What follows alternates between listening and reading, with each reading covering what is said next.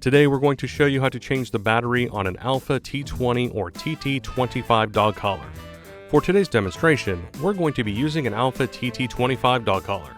However, the process is the same for Alpha T20 dog collars.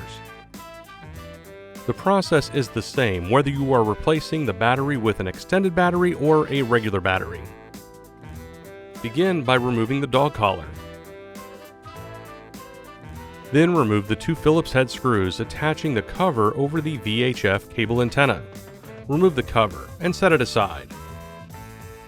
Remove the Phillips head screw attaching the end of the antenna to the collar.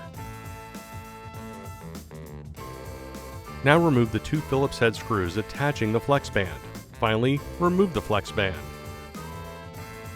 Now remove the 6 T5 torque head screws holding the collar case together.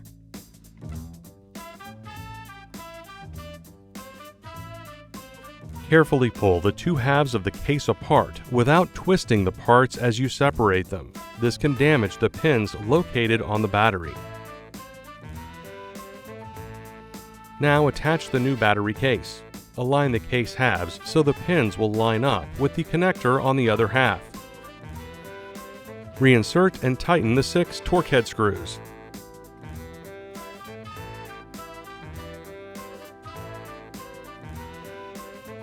Then reattach the VHF antenna by placing it into the provided indentation with the connector flat over the hole for the attachment screw.